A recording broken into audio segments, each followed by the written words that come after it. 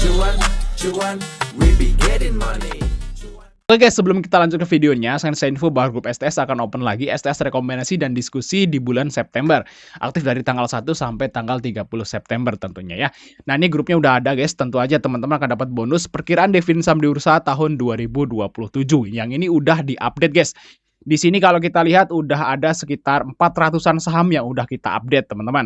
Nah bagi teman-teman yang pengen curi start ya, saham-saham yang kemungkinan bagi Devin besar di tahun depan, nah ini tabelnya wajib teman-teman punya buat dicicil mulai dari bulan depan kayak gitu. Guys ya, di grup STS itu ada dua macam rekom menu, yaitu rekom menu ODT PSJP dan swing teman-teman. Nah ini hari ini tanggal 18 Agustus ya kita bikin videonya. Kita dapat profit di Suri, Ahab, Koci, NSS, tuh lihat teman-teman di sini.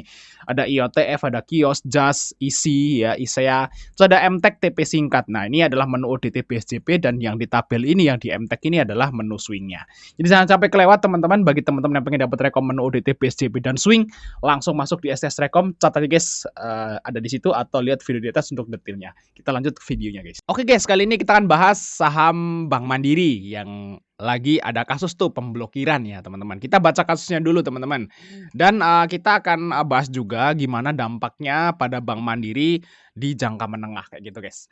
Nah ini kasus terbaru yang melibatkan Bank Mandiri adalah pemblokiran atau penundaan transaksi rekening milik Supriyono alias Botok, koordinator Aliansi Masyarakat Pati Bersatu senilai 80 jutaan pada Jumat 21 Agustus 2026. Jadi Pak Supriyono itu adalah koordinator demo ya dari Pati kayak gitu teman-teman.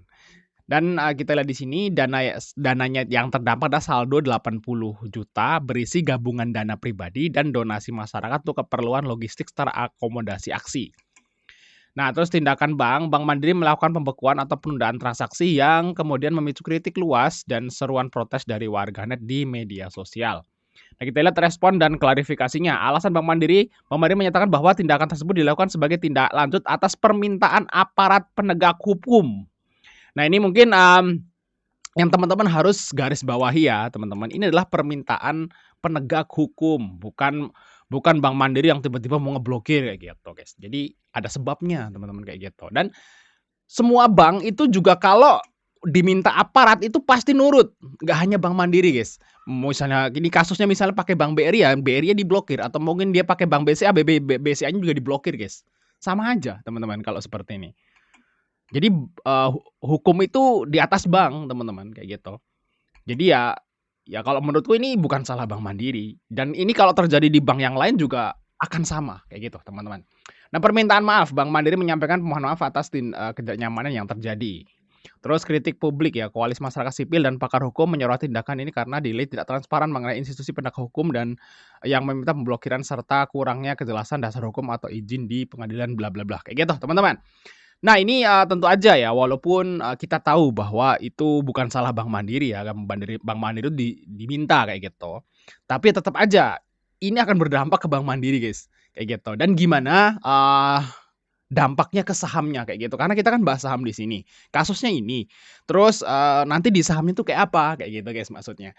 Nah, coba kita lihat di sini untuk pergerakan Bank Mandiri kemarin ya. Nah, kalau kita lihat di sini ini adalah kasus pemblokiran terjadi di tanggal 21. Sebenarnya Bank Mandiri itu udah mulai mau rebound, guys. Mulai mau naik ya. Di sini teman-teman mulai mau kuat kayak gitu. Dan tadinya awalnya saya berpikir Bank Mandiri ini akan nutup gap nih.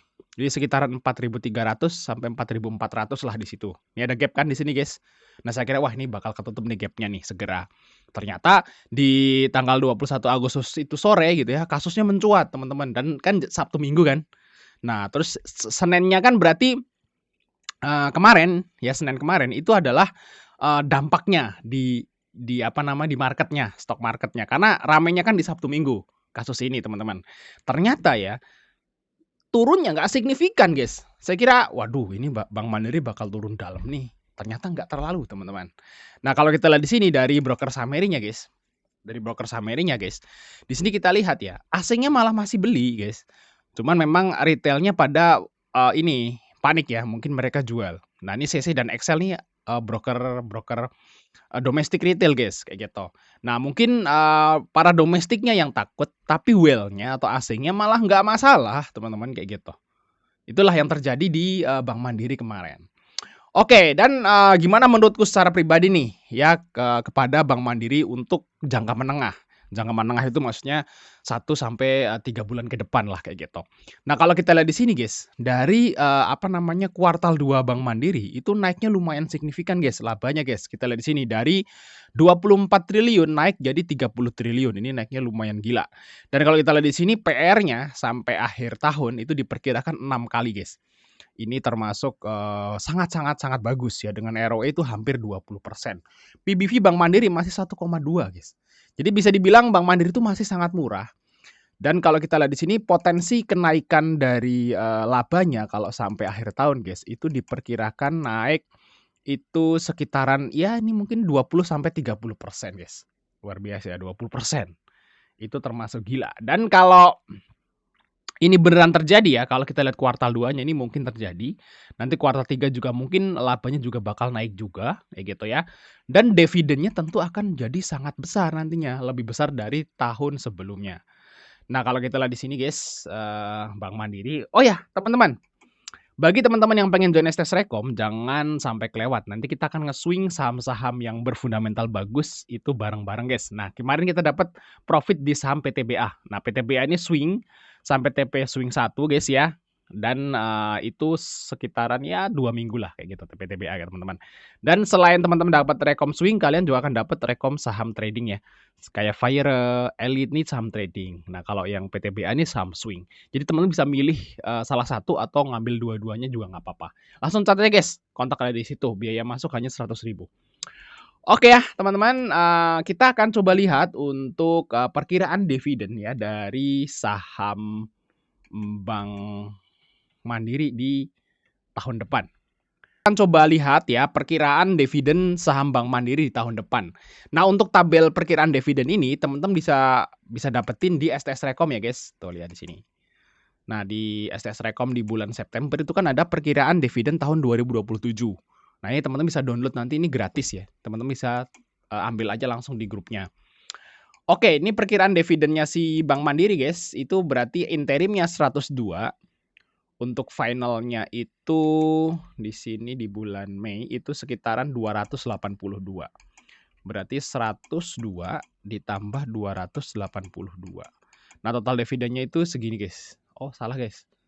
102 ditambah 382 gini ya. Nah, berarti total dividen Bank Mandiri totalnya itu adalah 484 perkiraan, guys. Dan mungkin ini nggak akan 100% sama karena untuk, dividen kan harus rups dulu kayak gitu, tapi saya yakin ini naik turunnya nggak jauh beda lah kayak gitu. Nah, 484 dibagi harga yang sekarang Bank Mandiri 4.200. Guys, lihat tuh. Berarti yield-nya Bank Mandiri itu adalah 11,5%, teman-teman. Wow, gila. Dengan harga yang sekarang, itu teman-teman akan dapat perkiraan dividen itu 11,2%. Ini gede banget, teman-teman. 11,5% itu gede banget. Dan saya yakin para investor juga udah tahu lah hal-hal seperti ini kayak gitu. Apalagi investor-investor besar gitu yang duitnya tuh banyak, pasti mereka udah pada tahu.